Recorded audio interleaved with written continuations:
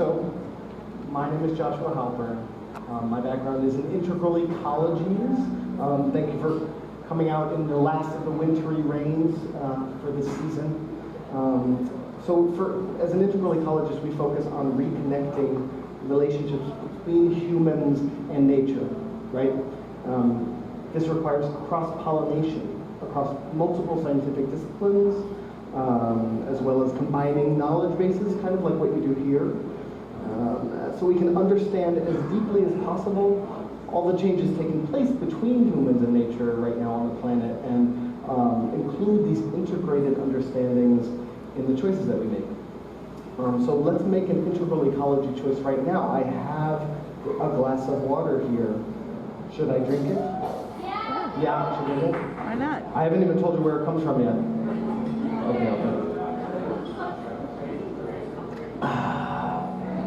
Okay, so tonight we're going to trace that water all the way to its source. The first thing I'm going to reveal right now is that the first place it came from is the Club 21 bathroom sink. And I have to say I'm beyond grateful for this sink because it gives me water to drink, and without that I would be dead in a couple of days. Yeah. We have, some of you may have heard we have, is that okay? You want me to do? Your head is very large. That's not the first time I've heard that. Is that good? Okay. Yes. Sorry about the feedback. Okay. So some of you may have heard we have other reasons to celebrate here tonight. We are officially out of the drought.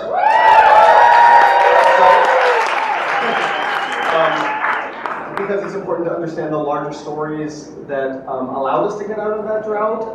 First, we will go through a little bit about what a watershed is, and we will honor some life and death struggles over watersheds that are taking place around the globe right now, and then we'll dive into some histories and projections and up-to-the-minute conditions of our watersheds here, and close with the world debut of a watershed witness video, and a final cross-pollinating question for all of you here at Nerd Night, our nerdly audience.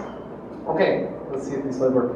So here are some examples of watersheds, kinds of human influences on them, and their place in the larger water cycle. I teach gardening. One of my jobs is I teach gardening to elementary school kids, and one lesson, as Anne-Marie said, is that we try to impart that we are all downstream from each other. This over here is the kids, I think they have that guy, and that snowball, that's from the top of Mount Diablo. So I brought that down, one of the rare Bay Area snowstorms, and the kids were like, whoa, snowball, and like pass it from the top of the play structure to the bottom, recreating the water cycle. You know, they taught themselves about the lesson of yellow snow. And that's peeing is an integral part of our personal experience of the watershed. So is jumping in puddles. To offer a more global scale, the Himalayan glaciers. Seriously, globally, I look at that photo today. By the year 2100, at least a third glacier loss is already locked in. Okay, so 10 major rivers flood, and then dry up. Some of these rivers are foundational to the complex cultures and communities that they flow by, right? These are things that integral ecologists want to consider. So to choose just one example, the Ganges River, it's considered sacred throughout its length by Hindus, but at Manakarnika Ghat, it flows by Varanasi, India, and this is where the cremated remains of relatives have been fed into the river every day for at least the last 3,000 years, granting moksha, or salvation, to the souls of the departed, and of course, contaminating the river at the same time. But that's a practice that's not going to stop anytime soon. These water bodies also cross disputed militarized borders. They affect countless varieties of species and the sustenance they rely on each for survival. In the case of the Himalayan glaciers, this is 1.9 billion people in 9 countries.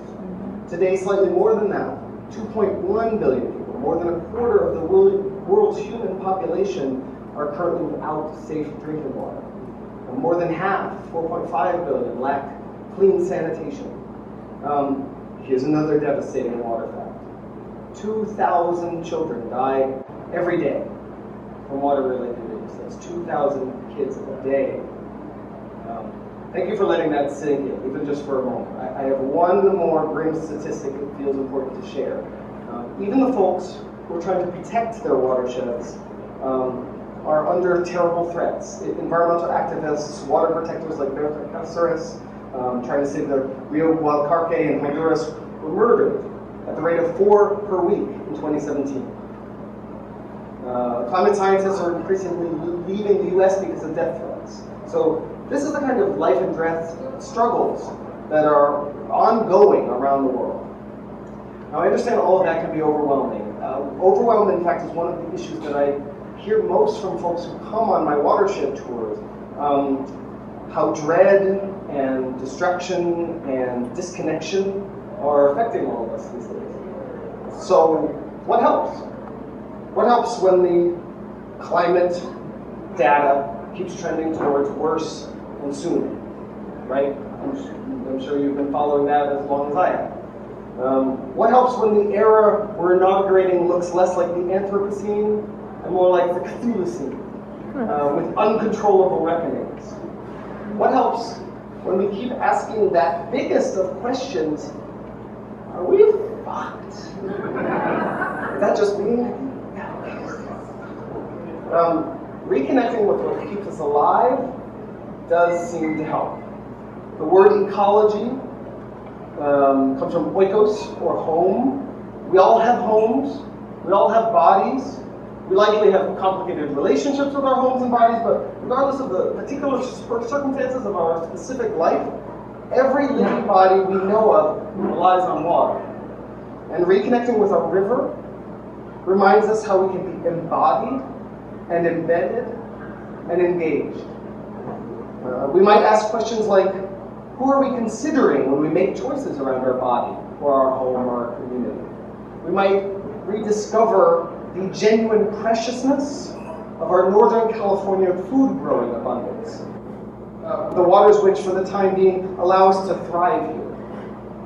All right, now we can reconnect with this place, this estuary, this water.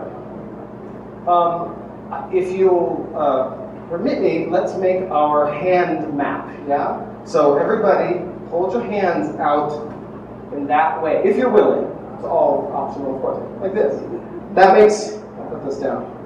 That makes your fingers the Sierra Mountains. That makes your left thumb, your upper thumb, Mount Shasta. Your lower thumb, Mount Whitney. It makes your left hand and all the rivers coming down your hand, Sacramento River system, and the San Joaquin on your right hand. And then if I wasn't do this.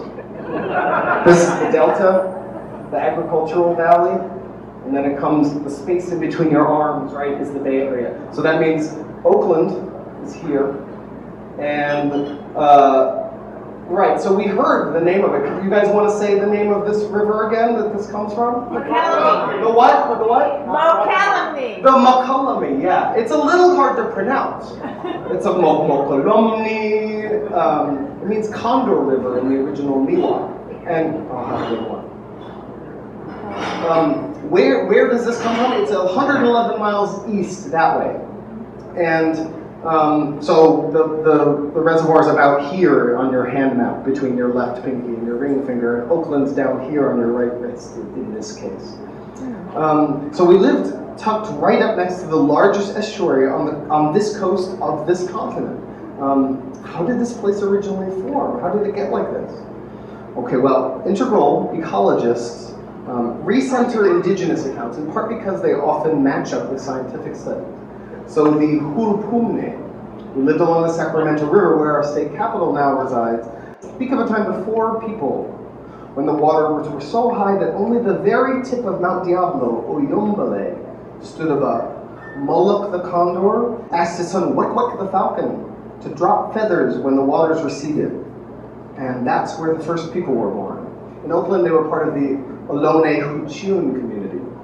And these accounts match the geological and hydrological record. San Francisco Bay rose to bay heights and receded to a thin river through a wide valley 5 to 6 times in the last 10 million years, based on ice in the expanding glaciers, or retracting glaciers. The current shape of the bay is less than 10,000 years old, since the end of the last ice age. Today, almost half of the state's rivers drain through that thin inlet throat of the Golden Gate. And yes, inlet throat would be a great band name, it's true.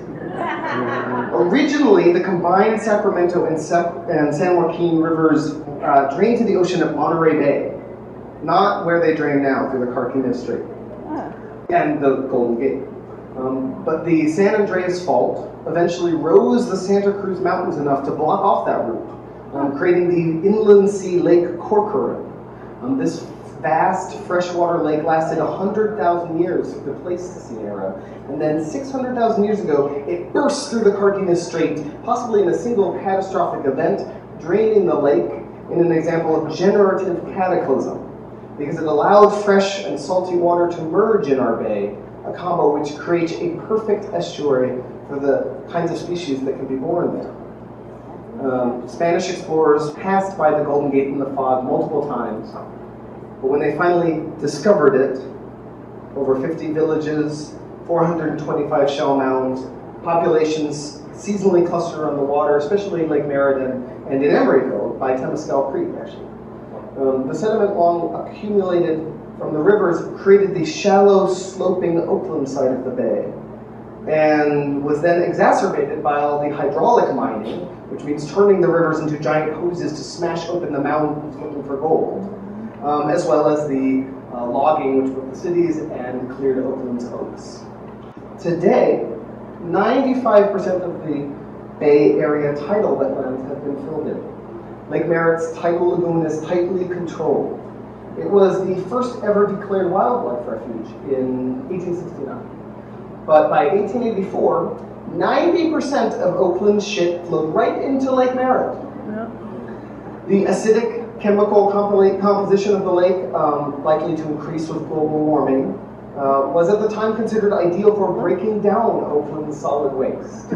Today, Oakland sewage is directed to the treatment plant at the foot of the Bay Bridge. Your nose knows where I'm talking about. Lake Merritt was revitalized through the 20th century. Several rounds of caretaking restored the tidal connection, made the lake beautiful and healthy once again, an estuary still birthing new life and new culture at the same time. And yet, by the year 2100, just 2 meters of sea level rise will drown the tide gates and the pump station. It's going to stretch Lake Merritt's shores up Harrison Street all the way to Whole Foods. Ooh. And Splash Pad Park, where we have our farmers market, will just be splash pump. This will also affect predominantly poorer neighborhoods first, with Dogtown, the Mandela Parkway, and the Havens Court neighborhood in East Oakland among the first to face submersion. Places like Oakland Airport and Treasure Island, built on landfill, only exacerbating the problem by sinking under the weight of our cities. Now, all these are local flows. Many of our neighborhood creeks are seasonal, changing from dry creek arroyos in the summer to waterfalls in the winter, and only summer daylight, meaning above ground. Still, there are just a few Bay Area spots with local aquifers and water tables substantial enough to draw wells in Marin, in Richmond, and south of Mount Diablo. Not enough to support 7 million Bay Area residents. So the only way to support this level of population is to bring water from somewhere else. The Mokelumne is far away. Hetch Hetchy, which holds San Francisco drinking water, is in Yosemite National Park. We had to undergo massive projects to get water from the mountains to the coastal cities, sometimes through controversial choices. This is a John Muir quote. Damn Hetch Hetchy, damn like D-A-M. Damn Hetch Hetchy, as well damn for water tanks, the people's cathedrals and churches, for no holier temple has ever been consecrated by the heart of man. John Muir, yes, practice that. The 1990 choice to nevertheless drown Hetch Hetchy Valley and the Awanichi Miwok villages there catalyzed the national environmental conservation movement, and while the movement to restore Hetch Hetchy remains alive, San Francisco continues to vote against depriving themselves of Hetch-Hetchy's water or the hydroelectricity generated downstream. Bay Area water traveling via hundreds of miles of aqueduct also crosses several fault lines, should be said, on its route to your house, as well as processing. The water here likely got processed at the Arinda's treatment plant on the other side of the hill, where they do the 9 steps you see here. So, understandable question, how clean is our water, right? When comparing our infrastructure to places like Flint, Michigan, Bud took out all known lead pipes back in the 90s.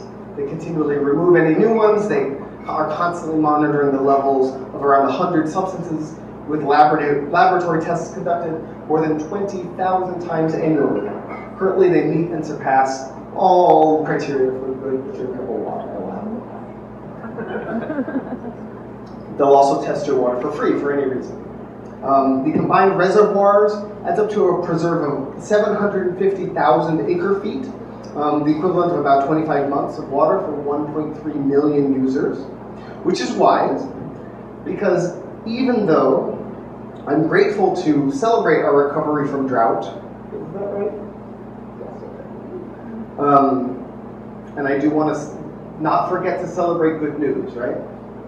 Long-term predictions are still anticipating decades-long mega droughts later this century in California and throughout the American Southwest. Proposed but questionable drought remedies include drawing moisture from the air. This is beautiful design here. And this is like you ride your bike and you fill your water with your thing with water, which is a great idea. We'll see if it comes to fruition. Other proposed remedies include pumping groundwater from the Mojave Desert, which has been trying to happen for a long time and is maybe approved now. Though what happens to the life in the Mojave Desert is a major question. Also, draining Alaska's lakes for California cities would be a very long pipe. There are also, I just want to mention quickly, extra oceans of water trapped deep within the Earth and up in space. These are likely to remain out of reach. While we may eventually gain independence from regional watersheds, we can't ever lose connection to the longer water cycles. The only process that actually removes water from the water table is fracking. It's also worth noting, that when global weather patterns like El Nino bring us moisture, they suck that moisture from other places as far away as Australia and South Africa, meaning California's storms are range which never fell over Cape Town. These natural cycles are, of course, being further thrown out of whack by climate chaos. So between now and the mega droughts, we're talking more rain and less snow. Last winter, this trend was visible as snow dumping storms almost always followed by warm tropical rains, like the Pineapple Express that come from Hawaii, right? Which only melted the snow and added to the storm runoff. This season's winter was the wettest in U.S. history, since records were first kept in 1895. When I checked earlier today, the Sierra snowpack currently sits at 143% above average. Pardee Reservoir is at 94% capacity, and Hetch-Hetchy is at 193% over normal levels.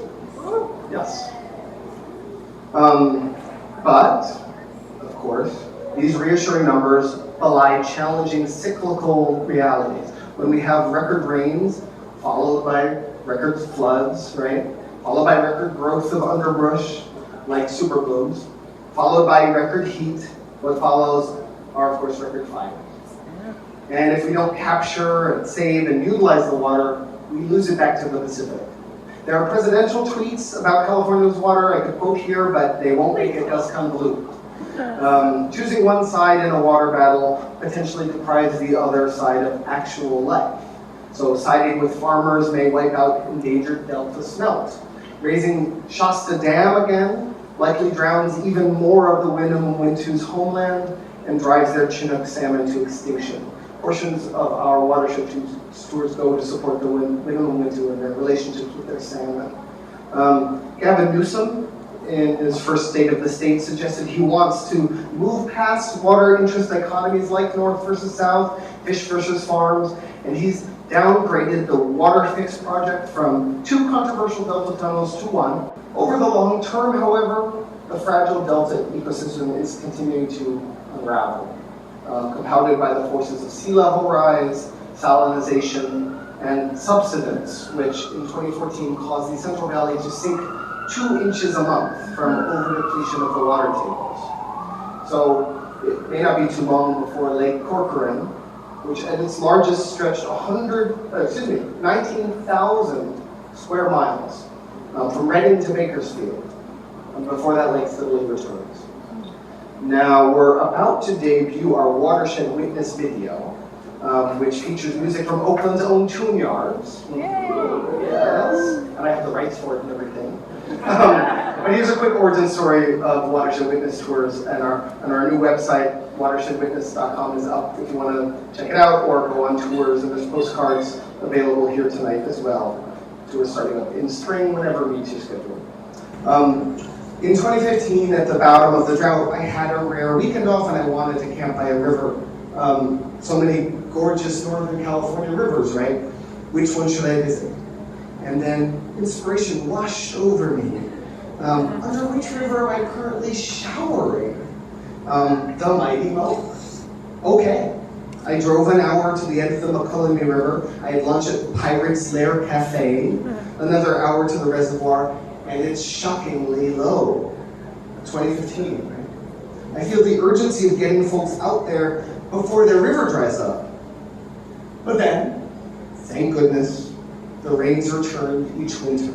And so the wetness part changes every season. And each part of the river has unique lessons, if you're willing to learn. This video offers some examples of that. So if I just play this, it should work? Let's try it. Can you see it? Can't see it. I will let you help me. It's 3 minutes, but it's thrilling. So I think you'll be able to get through it. And then we'll have 1 more minute, and I'll ask you a couple questions. Just a question with like 2 parts. Because there's so many brilliant minds here tonight. And so I thought I would cross-pollinate, which is my sort of mode as a literal ecologist. There it is.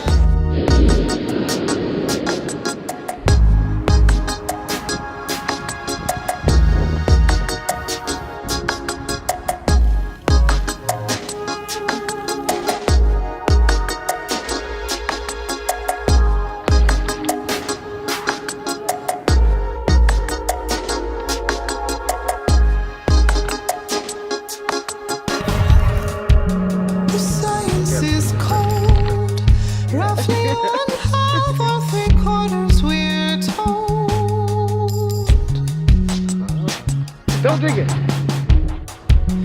Communion is old, but what makes our community whole?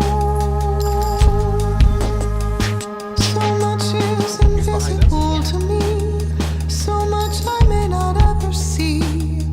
Who are you? Who are you?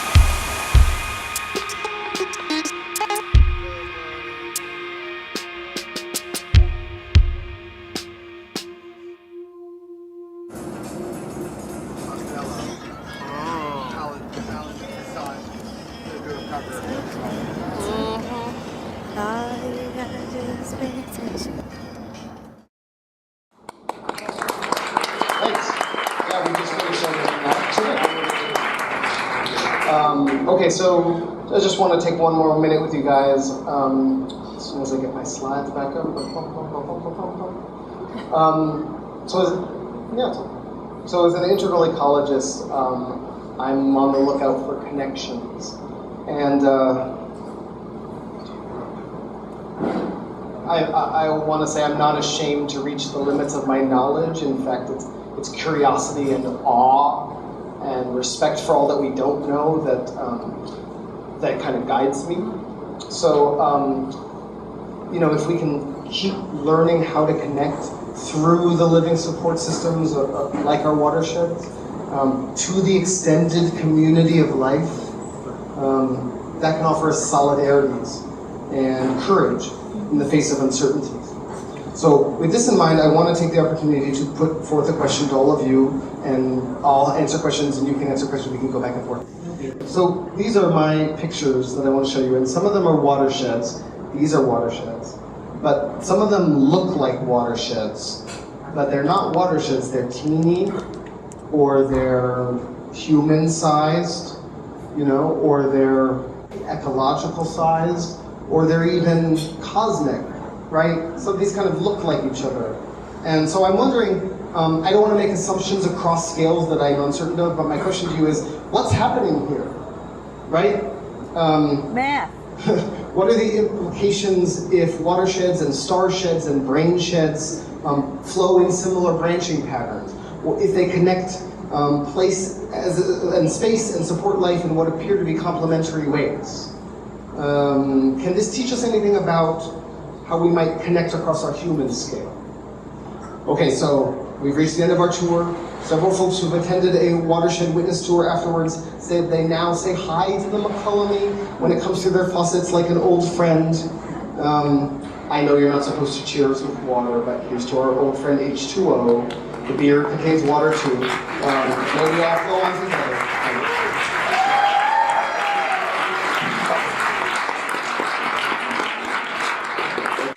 So I can take a few questions, also answers about what the heck is going on with all the different ways that life flows together. Yes? What was the status early on of where the Colorado went into the Gulf of California? Are you talking about the lake that went into the Colorado? No, the very northern tip of the Gulf of California Sure. is just a spider web of mud now until it gets to deeper water. But it wasn't like that always, was it? Rivers changed pretty dramatically. I'm sorry. Thank you. So he's asking about the Colorado River and how it changed. And am I right in that there's mud coming out of it now, but it wasn't always that way? Mm-hmm. Is that right? Well, I don't know. There must have been more water flowing. Sure. There was definitely more water flow in Colorado than now. The northern part of the Gulf of California, what did it look like way back when? So it's actually interesting. When I was researching the Lake Corcoran, one of the interesting ways that they know that there was a major river that flowed out the Salinas River, because right now the Salinas River is really dry and diverted into all sort of different directions. But there's an enormous canyon carved out at the outflow under the water. So they think, okay, that might have been sort of that many hundreds of thousands of years of the lake draining that direction, but it also might have been that the plate tectonics shifted that outflow from the Colorado. So it may have been that that was once the outflow of the Colorado. So my answer to your question is that yes, it's likely that the Colorado was a massive, massive river, and little by little we have made it a trickle. Yes, another question. Yes, no. Yeah, the desalination, he's asking about desalination and whether it has potential. The desalination plant in San Diego is the largest one in the Western Hemisphere, and it does something like a few 100 million gallons a day of processing, but it's hugely expensive. It's remained prohibitively expensive for a long time. Now, I just read today even that there's a new SEV, and I don't actually remember, it's like graphite or something. I should know it, obviously, and if it becomes a viable option, then we'll all hear about it, presumably. But they're really trying to say, we have so much water. One of the slides, which I didn't talk about, references that it's only 0.3% of the water on the planet that we have access to. So there's all this water, which would be great to drink if we were able to get to it. Another question? Yes? He's asking about the drought in the Delta and in the Central Valley and how that ground is sinking. Like I said, it's like a few inches a month at the bottom of the drought. There are methods of like flooding vineyards and agricultural spaces in a way that might let it sink down. But it depends on what scale you're talking about, because there's personal things that we can do. We can do rainwater catchment. We can try to sort of divert our bit of land to kind of collect as much water and replenish those aquifers as much as we can. But if all the industrial agriculture are still sucking all the water beyond anybody's being able to control, then the scale of what we're able to do on an individual or collective basis changes. So it's something that has to happen across multiple scales. She's asking about storm drains and how we can prevent things from blocking them and clogging them. And I have seen, we just moved to Moraga, and there has been some storm drain issues where there's been like holes that have opened up over them, and so there's too small a tunnel. So if it's a major flood event, it gets backed up and all that, even without stuff blocking it. So they put kind of mesh nets around it to kind of catch it, and you look at it and it's like filled with all this stuff. That seems to be relatively effective, but it would have to be, I assume, something that the whole township would be on board with. There are a lot of local creek neighborhood organizations that take care of the local watersheds and just the creeks that flow through a neighborhood. So if you get in touch with them, usually they'll at least have a few volunteer days a year where they'll go around and clean up along the creek. Yeah. Any comments on flood zones and how wrong they are given climate change and increases like How what they are? wrong? How raw. So she's asking about flood zones and their likelihood to increase. Yeah. The thing about sea level rise is we kind of imagine it like, but there's storm surges. Yeah, there's encroachment. You know, Alameda is going to be one of the first spots. Anything west of San Pablo in Berkeley is likely to be pretty soon. You know, my mom lives in Miami Beach, and they do things like on the Whole Foods side of the street, they raise the sidewalk so that the Whole Foods doesn't flood. But on the other side of the street, the sidewalk's in the normal spot. So I guess that helps the Whole Foods for like a minute. I'm not sure that that's a long-term solution, especially with Miami Beach, where it's limestone, so the water soaks up from all directions. And that will be one of the first cities, including Bangladesh and some other Delta cities, that are going to be underwater, unfortunately. We're going to have to move around a lot of people. The vast majority of our habitation is by water systems, by oceans and by rivers, and if those aren't able to be lived in long term, then I didn't get much into the climate grief. I went there a little bit because it's important to me to offer that as part of what I'm bringing, but solastalgia is the word that means the homesickness you get as your home is disappearing around you, like while it's happening. And that's a particular kind of grief that comes in with things like floods and things like when the whole area is blanketed by wildfire smoke and that kind of thing. There's acute versions of it, and then there's this slow dread that creeps in. And also there's ways to help, things like this, where we get together and try to teach each other and try to figure it out together. All right. Was that it?